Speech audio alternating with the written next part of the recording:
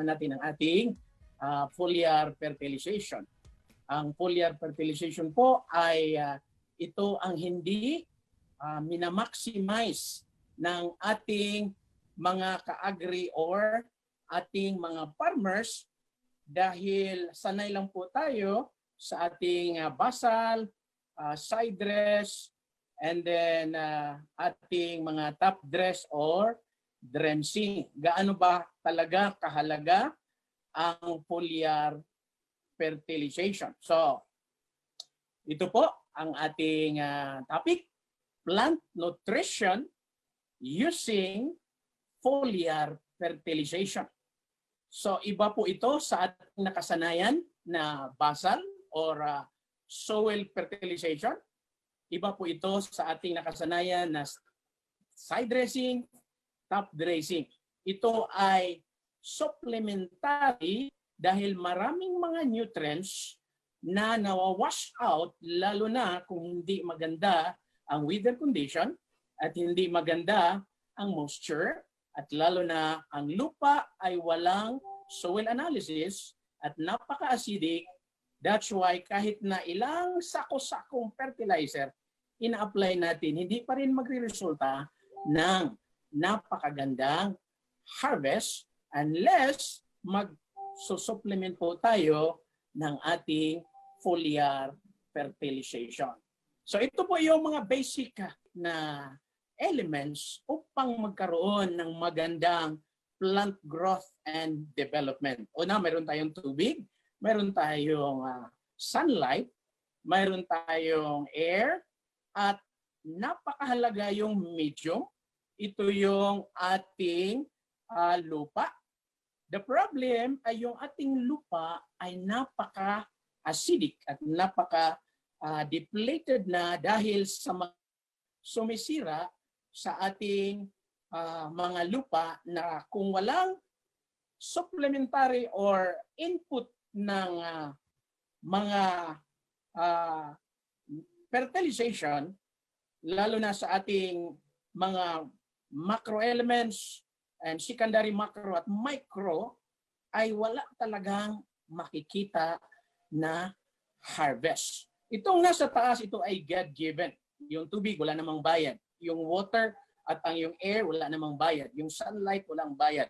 Ang problema lang, ating mga ka-agri, yung kondisyon ng ating lupa at itong mga nutrients na ating ilalagay dahil ito ay nakasalalay sa ability ng ating mga farmers. Paano niya malaman na ito ay kailangan ng nitrogen? Paano niya malaman na ito ay kailangan ng potassium? Paano niya malaman kung ito ay kailangan ng phosphorus at iba pang secondary macro at micro elements? Dito po papasok ang ating supplementary. That's why sa ngayon ay mayroon na tayong bagong produkto para makompensate ang lahat ng mga wash out sa ating soil fertilization. Ang tawag natin dito ay ang foliar fertilization. Okay? So, ito po yan. Ano yung mga elements na yon na ating tandaan? Okay? Mayroon tayong mga basic elements, hydrogen, oxygen, carbon. Ito ay God-given. Walang bayad. Mayroon tayong another group. Ito yung macro nutrient. Ito yung NPK, tinatawag, nitrogen, phosphorus, and potassium. Okay? Aside from that, mayroon din po tayong secondary macroelements. Ito yung calcium, ito yung magnesium, upang maganda ang ating chlorophyllation ng ating halaman. At meron din po tayong sulfur. And then the rest, ito yung microelements, boron all the way to molybdenum. Igay na magandang size ng ating mga bunga. Kaya karamihan mayroong deformity ng kanilang mga prutas dahil lack of boron yan. Itong mga microelements, napakahalaga po ito sa total growth and development ng ating tanim upang ito ay magbibigay ng magandang harvest. Ang alam lang po natin mga ka-agri ay yung NPK. Kaya karamihan ng ating mga fertilizer ay talagang mayroong triple 14, triple 16, 2100, 0060, 6020, 17017 dahil ayun lang po ang akala natin yung mga microelements na ito ay i-apply natin sa foliar. Napakaganda po ang role nito upang magbibigay ng magandang harvest. Balikan lang po natin sandali ang ating basic agriculture. Bakit yung mga fertilizer na naka-label sa kanilang sako by sako or sack by sack, NPK? Saan ba itong N? Saan ba itong P? Saan ba itong K?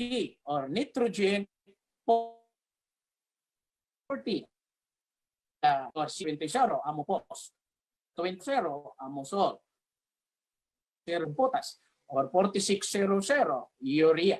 So ang nitrogen po, mga ka-agri, napakahalaga po ito para sa ating dahon upang ang ating mga leaves ay mayroong magandang pigment. Ang tawag niyan ay chlorophyll.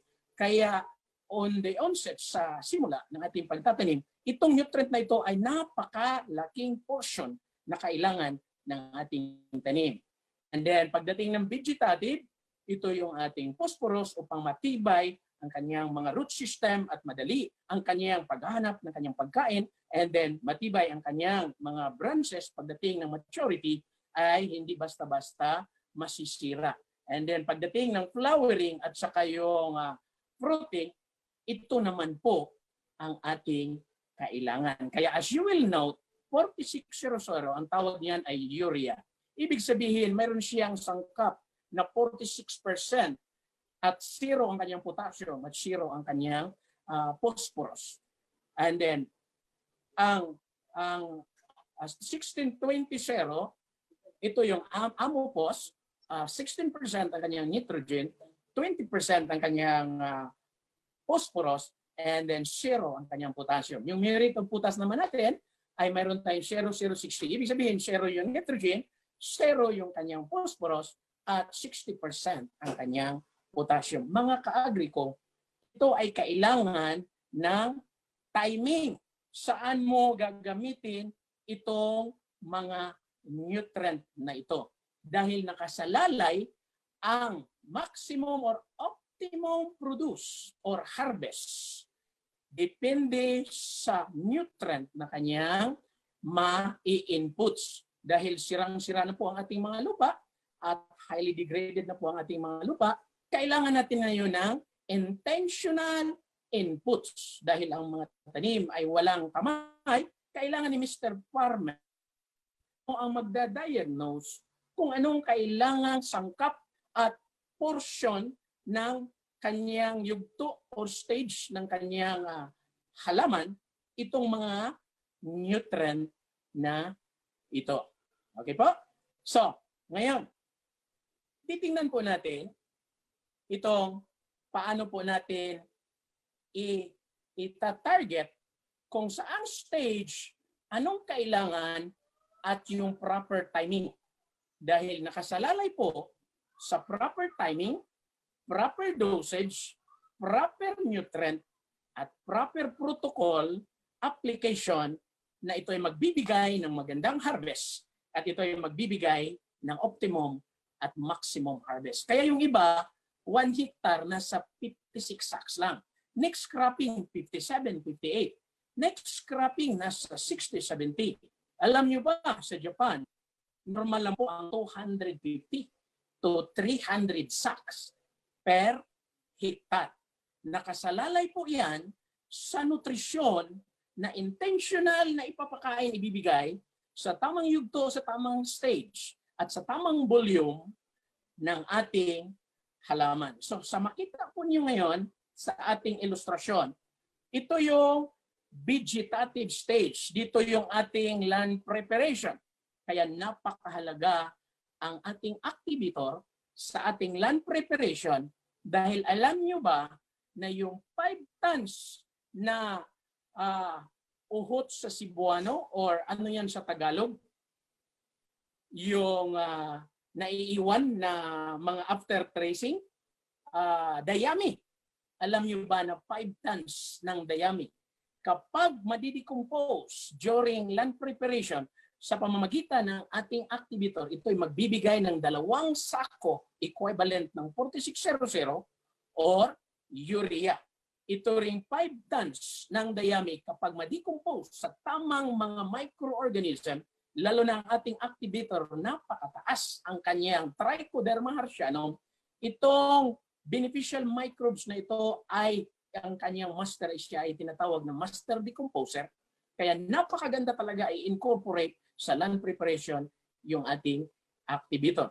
And then, alam niyo ba na yung 5 tons na dayami magbibigay hindi lamang 2 sako ng 4600 or equivalent yung urea, magbibigay din siya ng at least 3 sako ng 0060 or muriate of potash. Ibig sabihin, upon land preparation, nakaabang na ang lahat ng mga nutrient prior to planting, nasangkap ng lahat ng mga elemento, macro elements, secondary macro at micro, na kapag itanim, either broadcast or transplanted, ready na ang ating mga halaman dahil nakasalalay sa magandang land preparation, nakasalalay sa magandang paglagay ng mga macro, secondary macro, and micro elements doon sa lupa. Okay, so sa vegetative stage, ito po ay nasa 1 to 50 days. Ang pinaka mahalagang portion at malaking nutrient na kailangan ng ating tanim ay yung nitrogen. Kaya karamihan ng ating mga ka-agri, mga farmers natin sa stage na ito, ang ina-apply nila ay yung 4600 or yung urea. Sa isang sako ng urea, hindi yan 46% ang kanyang nitrogen content. Ang content niyan ay nasa 23. Paano ako magkaroon ng 46% na nitrogen na kailangan ng aking tanim? Kailangan mo ng at least 100 kilos or 2 sako ng urea upang magkaroon 6% ng ang kanyang 46% nitrogen para sa iyong halaman. Ngayon, ang recommending rate ng aking tanim, halimbawa rice, lalo na sa rainy days o rainy season, kailangan siya ng at least 100 nitrogen, 90 potassium, or 60 or 40 phosphorus. Now, paano ako magkaroon ng ganoon kadami? Kailangan mo at least sa isang sako, 23, 46 dalawa, then sa apat, 46 plus 46, 92, 4 na sako. Pero karamihan ng ating mga farmers, kaya nga ang kanilang mga tanim ay tinatawag natin nutrient deficient dahil hindi sila sumusunod sa ating recommending rate. Pero dito sa ating incorporation at collaboration ng ating Farmers Friend Activator, mas sustain ang lahat ng mga pangailangan ng ating tanim, lalo na ngayon na mayroon na tayong backup supplementary ang ating Maxi Grow. Kaya kahit na mayroong 30-40% ma-wash out because of not good weather condition during the application, too much or too little moisture, or acidic pH level, walang problema dahil pwede natin makompensate at mas-supplement doon sa ating foliar fertilization. Mamaya ipapaliwanag ko. Pagdating dyan sa reproductive stage, nagsisimula na yung panicle formation, milking stage, nag-ano na siya.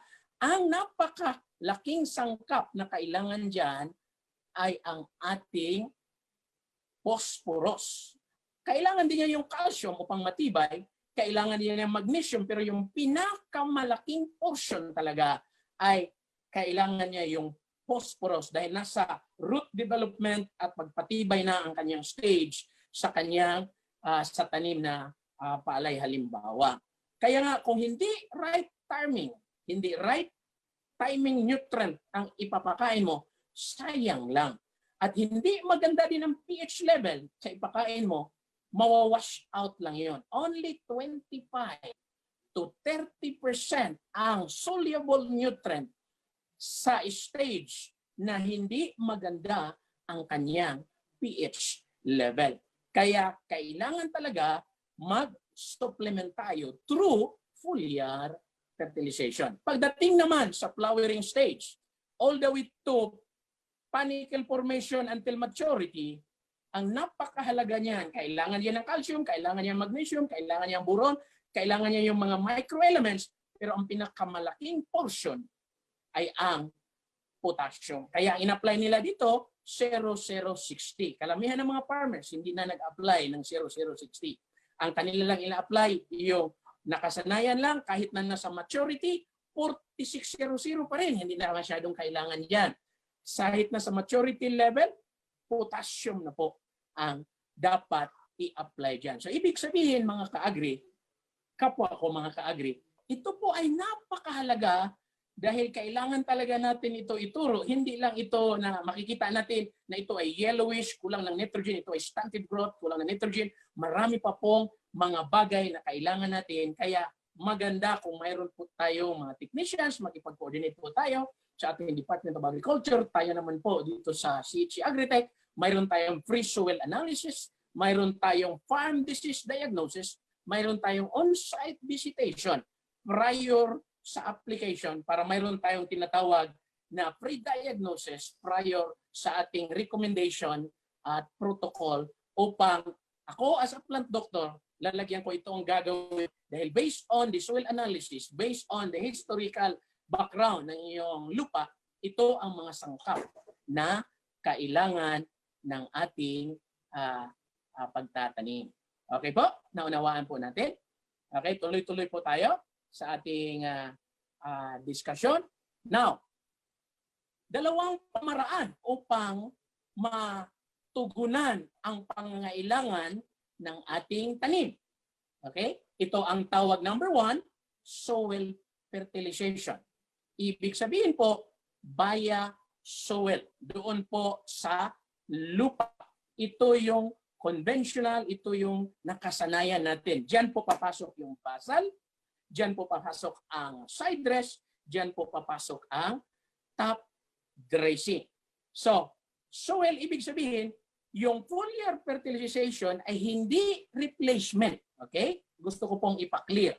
Yung foliar fertilization, ito ay supplementary dahil yung soil fertilization, marami pong mawawash out or leaching, ang sabi nila, lalo na kung hindi maganda ang weather condition, hindi maganda ang moisture, hindi maganda ang pH level, hindi ma-absorb ng ating halaman. So kasi po ito ay via roots system. Pero ang foliar ay hindi replacement. Ang soil fertilization, dito po natin talaga ma-absorb ang mga macro elements na malaking portion na kailangan ng ating mga tanim. Hindi po kaya ng foliar yan.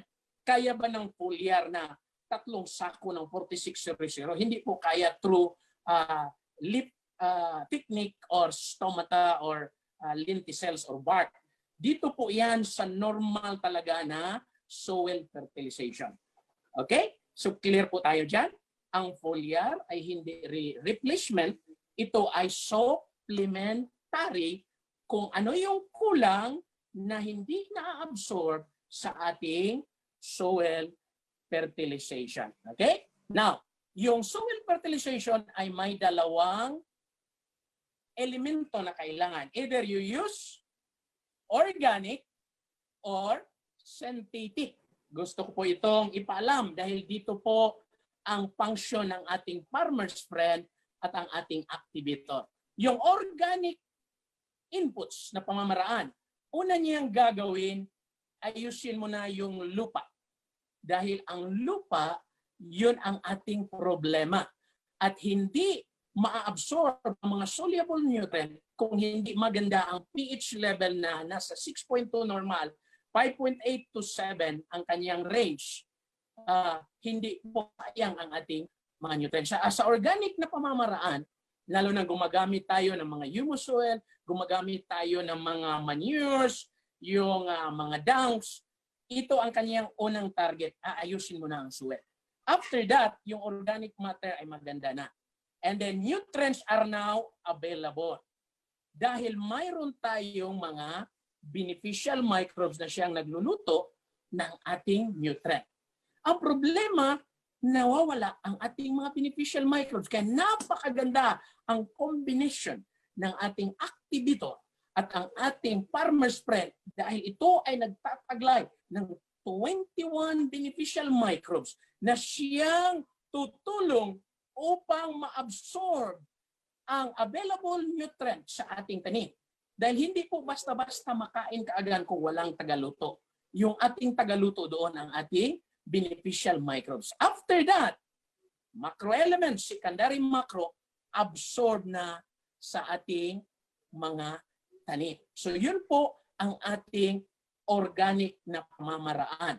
In contrary sa synthetic, dahil ito ay instant, feed kaagad sa tanim. Ang problema, in the long run, sisirain ang soil. That's why you will know, first cropping, ina-apply mo, 6 sacks. Second cropping, dahil napaka-depleted at acidic na dahil sa inputs na synthetic, 8 sacks, 10 sacks, 12 sacks. The same pa rin ang harvest. Ibang-iba kung dito sa organic na pamamaraan dahil the longer na ginamit mo, the longer na maganda ang soil, maganda ang microbial activity, continuous ang nutrient na kailangan ng ating tanim. As long as wala lang mga chemicals na kusang makapatay sa ating mga beneficial microbes. Okay po? Now, ito yung disadvantage ng soil fertilization. Okay? Kapag hindi maganda ang kanyang pH level, bababa ito, portion. Okay? Ay hindi ma-absorb 100% yung mga nutrients na i-apply sa level na ito, 5.5, 5.0, 4.5, and 4. Dahil ang availability ng soluble nutrients ay nasa 5.8 all the way to 7 with an average of 6.2. Kaya soil testing, soil analysis, kailangan po, it's a must kapag gusto po natin ng optimum at maximum harvest. Or else, sayang lang po. Ang i-apply natin na 4600, only 25% lang ang ma-absorb kapag medyo acidic. Ito ngayon ang limiting factor ng ating soil fertilization. Dahil kailangan mo ng 5.7, yung ating mga ka-agri ay hindi naman nag-soil analysis. Yung ating mga ka-agri is visual lang ang ginagawa. Kaya timing lang. Depende kung 80 yung harvest, okay. Kung 90, okay. Pwede naman yan magiging 100 sa tamang dosage, sa tamang timing, at sa tamang nutrient. So dito po ngayon, papasok ang ating foliar supplementary application dahil yung mga nawawalang nutrient, nasa 30 to 40% supply ngayon via leaves. So ibig sabihin yung foliar, ibig sabihin foliage, ibig sabihin via leaves or dahon through the opening organ, stomata or stomates. Pwede rin siya sa trunk or sa bark via the stem. Organ naman yan ay lenticels. Kailangan din yan yung proper technique. Ang napakaganda sa foliar fertilization, ito ay via leaves, hindi yung via roots. Okay, tandaan po natin, dalawang nutrient ang ipipid natin technique. Soil fertilization, ang ating nakasanayan, at ang ating foliar fertilization. So ano yung advantage? Madaling ma-absorb dahil direct. Kahit na yung pH level ay medyo acidic, walang problema. Dahil hindi tayo daan doon sa soil. Dadaan tayo via leaves or foliage. Kahit na yung moisture, okay lang, walang problema. kahit na yung weather condition, as long as mapapasok doon sa kanyang breathing organ, stomata, sa proper speed, ma-absorbin ang ating nutrient. Yun ang advantage na kailangan fertilization, mga ka-agri. Okay? Unawan po natin. Now, ano pang advantages? Okay, madali ang kanyang paggamit ng mga nutrient. Quick. Okay? Dahil direct doon sa kanyang body system, once the nutrient papasok sa direct sa body system ng tanim, via stomata, immediately gamitin kaagad ng buong system ng tanim. And then at foliar fertilization, mayroon tayong dalawang ito si humic acid at saka si fulvic acid. Anong function ni humic? Si humic, siya ang taga-reserve or siya ang store nutrient. I-make sure ni humic ngayon at ito naman si fulvic acid, siya ang taga-transport. So napakaganda ang tandem ng dalawang ini-incorporate natin ang ating formulator ngayon na wala sa ibang foliar existing fertilizer. Itong ating humic acid at yung fulvic acid. Now, napakaganda dahil ang ating foliar fertilizer ngayon, yung Maxigrow, ay in powder formulation. So the same process pa rin. At napakaganda nito, wala na siyang, hindi mo na kailangan na hintayin pa. Upon mixing, immediately you can apply or spray directly sa foliage or sa dahon ng ating mga tanim. Unlike yung activator at farmer's friend, kailangan pa natin ng 6 to 12 hours. Dito, wala na. Dahil ito ay ready na pagkain, i-apply na lang po natin depende sa mixing ng kailangan natin at depende sa target ng tanim na ating ina-applyan. At ito ay supplement, sabi ko kanina, sa ating soil fertilization or ground fertilization, ang ating foliar. Again, ulitin ko, hindi ito alternative or exchange. Hindi na po ako mag-soil fertilization, foliar ng foliar. Hindi po pwede. Dahil yung mga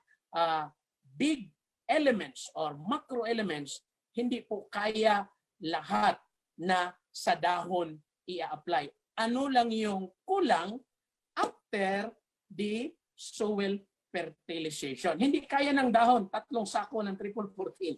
Hindi kaya ng dahon 3 sakong 4600. So dito po yan sa ground fertilization. Ano yung kulang ng NPK dahil because of nawawash out dahil hindi maganda ang timing sa pag-apply, wash out agad dahil umuulan or mainit masyado na evaporate, dito ngayon isusupplement sa ating foliar. But mostly sa foliar ay mga micronutrient na napakahalaga ang role sa ating tanim para sa kanilang plant growth and development.